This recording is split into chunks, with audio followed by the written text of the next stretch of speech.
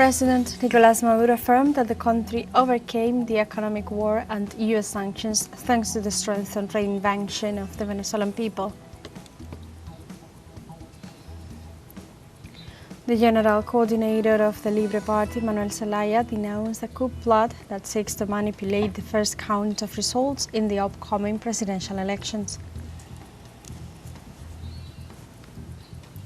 And the Supreme Court of Brazil ordered the preservation of all evidence related to the investigation of the large-scale police operation carried out in Rio de Janeiro on October 28th.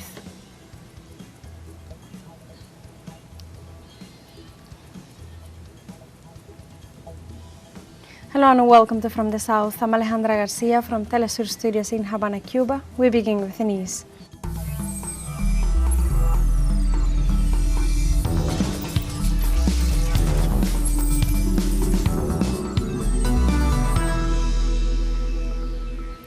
President Nicolás Maduro affirmed that the country overcame the economic war and U.S. sanctions thanks to the strength and reinvention of the Venezuelan people. In a new episode of his program With Maduro Más, President Nicolás Maduro opened the Apascasio Mata Medical Care Center for Police Forces, which is intended to serve all Venezuelan police personnel. Additionally, the head of state highlighted the progress in the fight against drug trafficking, affirming that Venezuelan police forces have confiscated 63 tons of drugs by October 2025. In turn, the president pointed out the important demonstrations that have taken place in the country in rejection of the aggressive actions of the United States and Trinidad and Tobago against Venezuela. In this regard, the head of state emphasized that the nation's only goal is peace, anchored in independence, freedom, and equal rights.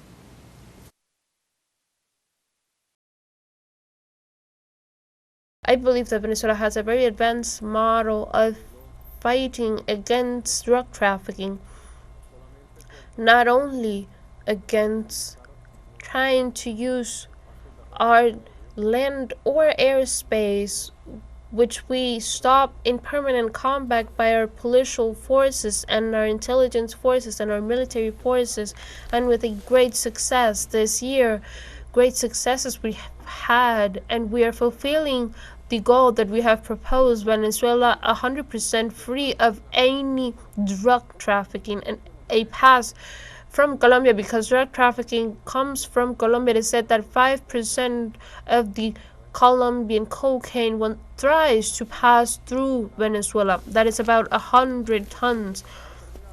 And to this point, at the end of October, we have seized 63 tons that have been burned and destroyed, and we have also destroyed encampments. We have destroyed where they try to make a land site by the constitutional law of interception in air. We have also drawn drug trafficking planes by the tons, and I think that happened last week while the U.S. was moving airplanes in the Caribbean. They tried to enter Venezuela. 2 drug trafficking planes. What a casualty, what a coincidence. They were saying that they had planes in the North Caribbean, north of Venezuela, in international waters, and through there 2 drug trafficking airplanes passed just right in front of them. But our system of air defense came to their path, applied the law, applied the protocols in accordance with the law, in accordance with the Constitution, in accordance to international law, and at the end applied the mechanisms that are provided in that constitutional law, and down went both drug trafficking planes. And we stay in Venezuela. The country warns that it will defend its sovereignty in the face of the tensions with Trinidad and Tobago. This Monday, the Secretary of the United Socialist Party of Venezuela, Diosdado Cabello, denounced that the Trinidadian government has adopted a position of confrontation against Caracas despite the cooperation agreements between the two nations. He also described the position of Puerto España as a direct aggression and urged the relevant parties to review the bilateral negotiations.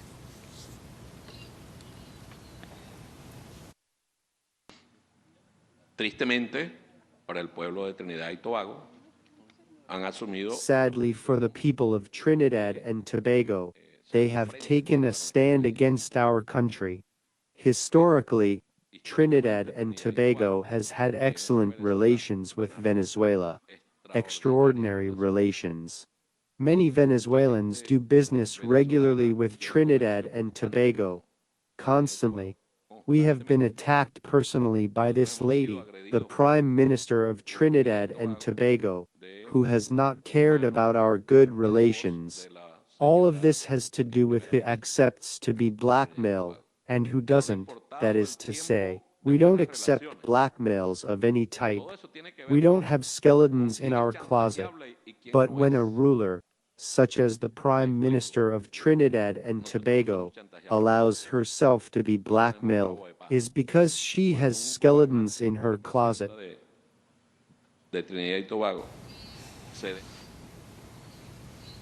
Also, the Bolivarian National Armed Forces of Venezuela dismantled a camp dedicated to terrorism and narco-trafficking in the state of Zulia.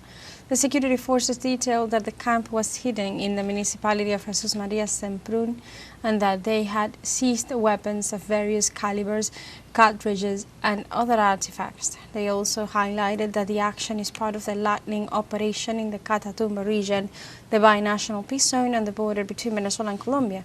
They also warned that they would not allow groups associated with narco-trafficking to enter the border to use Venezuela as a platform for drug distribution.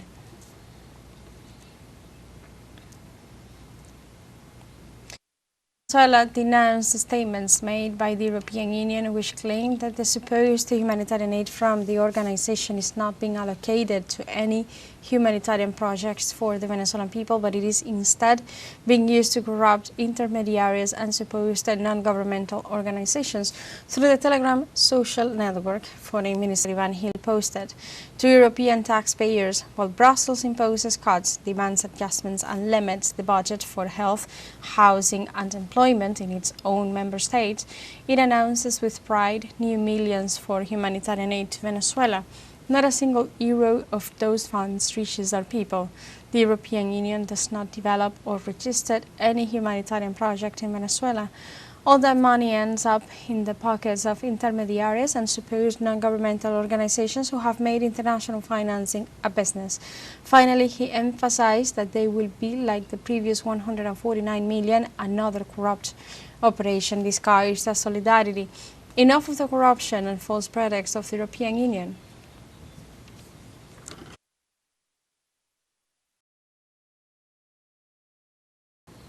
And in other informations, the Mexican government warned that it will not allow a foreign intervention in the country by any other nation under the pretext of fighting drug trafficking. In the face of growing threats from the United States to carry out ground incursions, President Claudia Sheinbaum stated that Mexico is a free and sovereign country that can accept assistance in the form of information and intelligence to resolve a case, but will not allow military intervention by another nation. Sheinbaum announced that there will be no impunity, and that her government will reinforce its support for Michoacán in terms of security. On previous occasions, U.S. President Donald Trump offered Sheinbaum military assistance, which the president refused in order to defend Mexican sovereignty.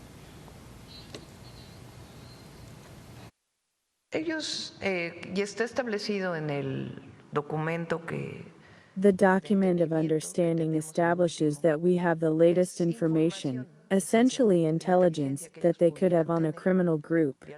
It is part of the investigations that are carried out here, and if, based on the information, it is considered appropriate, then it is worked on within the framework of the law. If there is a telephone intervention, it is always at the request of and with the order of a judge, and then any consequences that may arise from it. And now we have a short break coming up. But first, remember you can join us on TikTok at teleSUR English, where you find news in different formats, news updates, and much more. We'll be right back. Stay with us. Welcome back to From the South. In Honduras, the general coordinator of the Libre Party, Manuel Zelaya, denounced a coup plot that seeks to manipulate the first count of results in the upcoming presidential elections. The general coordinator of the Liberty and Refoundation Party warned about the leak of audio recordings of opposition electoral councillor Cosette Lopez, who is seeking to circumvent the will of the people on November 30th. Zelaya was categorical in stating that these recordings in the possession of the Public Prosecutor's Office revealed the threat of a conspiracy aimed at boycotting and once again stealing the victory from the Honduran people. These alarming allegations are part of the serious electoral crisis that led President Xiomara Castro to denounce on October 29th a criminal conspiracy aimed at provoking an electoral coup in the country.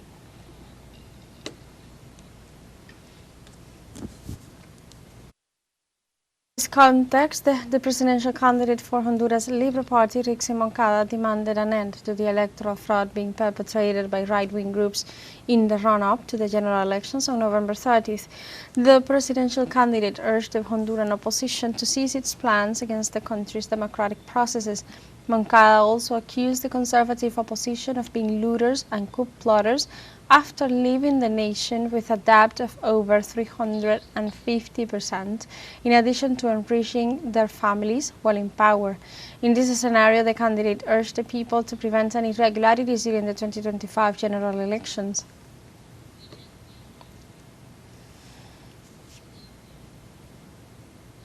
In other information, the Supreme Court of Brazil ordered the preservation of all evidence related to the investigation of the large-scale police operation carried out in Rio de Janeiro on October 28th. The Brazilian judge, Alexander de Moraes, highlighted that the information request made by the National Council of Human Rights is based on the argument of non-compliance with the fundamental precept known as ADPF, das favelas. According to the Supreme Court, the request was made by the Federal Public Defender's Office so that the public ministry can exercise control and conduct an investigation, and so that the Public Defender's Office of the State of Rio de Janeiro can access these elements. It was also announced that de Moraes will travel to Rio de Janeiro to meet with Governor Claudio Castro to obtain explanations about the massive police operation carried out last Tuesday against the Comando Vermelho in the northern part of the state, which left more than 120 people dead.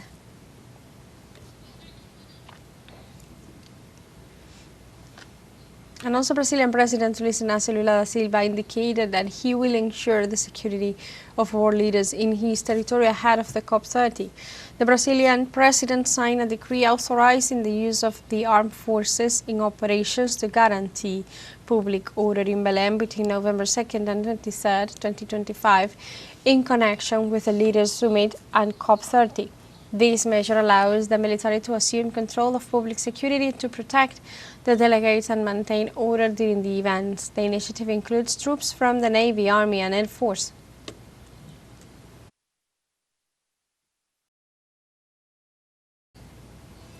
And we have a second short break coming up. Before, we invite you to visit our Facebook page at teleSUR English.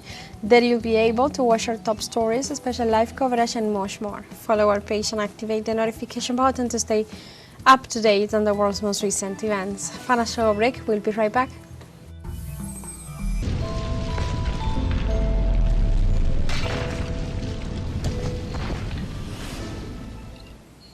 Welcome back to From the South. Cuba's armed forces continued Monday its operations to return to their homes the people evacuated due to Hurricane Melissa. Authorities reported that the evacuees are returning home safe and sound thanks to the land and air support provided by the country's armed forces.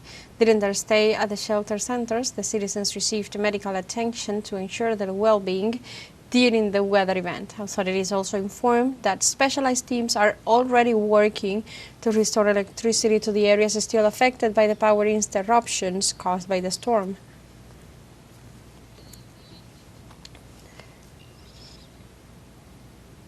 And in this context, Haiti has declared a state of emergency in 6 departments after damage caused by Hurricane Melissa. That the country has at least 31 dead and 21 missing. The transitional government reaffirmed its commitment to the population and assured that it will mobilize resources to restore the situation after the climate emergency. In addition, they reported that the measure will be extended for 3 months in order to facilitate humanitarian assistance, reinforce security, and allow for the reactivation of essential services in the affected areas. The executive established 3 days of national mourning and temporary closure of recreational centers after the devastation of infrastructure and crops, which aggravates the humanitarian crisis in the country is experiencing.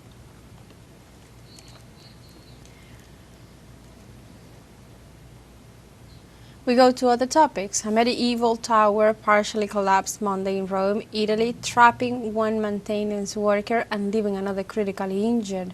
The incident occurred just after 11:30 local time during an ongoing €6.9 million renovation of the Torre dei Conti on the edge of the famous Roman Forum and close to the Colosseum.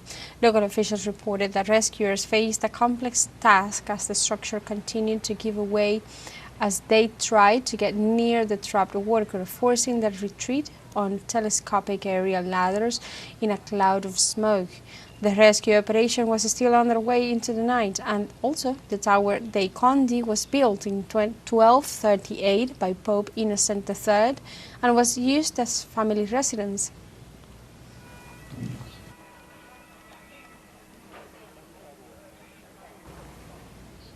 And in the Nepalese Himalayas, at least 7 people died and 4 are missing due to an avalanche in the Dholaka district.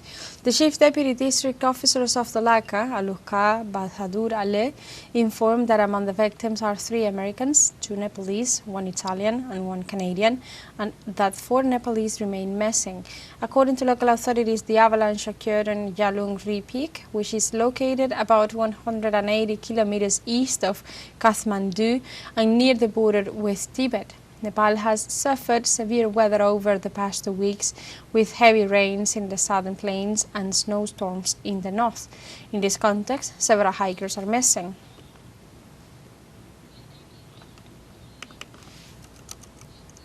And the Chinese government rejected the recent accusations of the US President Donald Trump regarding secret nuclear tests.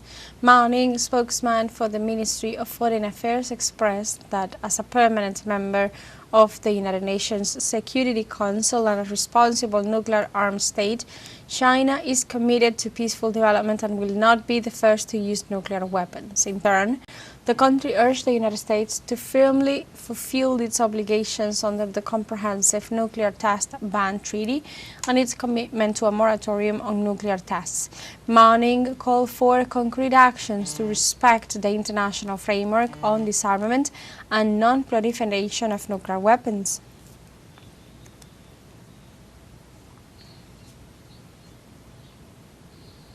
We go to Spain. The president of the Valencian community, Carlos Masson, resigned due to his criticisms of his handling of the devastating floods that hit the region in October 2024.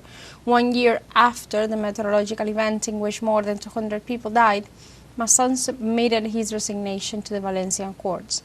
Masson acknowledged the mistakes made by his government, which has been criticized for its ineffective response to the ministry caused by torrential rains and floods that devastated Valencia. With Masson's resignation, the process for appointing a new Valencian community president begins, and according to the court's regulations, parliamentary groups have until November 19th to submit candidate proposals.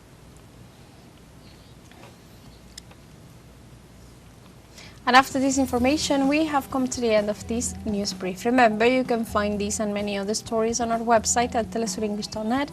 We also invite you to join us on social media. We are on Facebook, X, Instagram, Telegram and TikTok as well. For Telesur English, I'm Alejandra Garcia. Thank you for watching.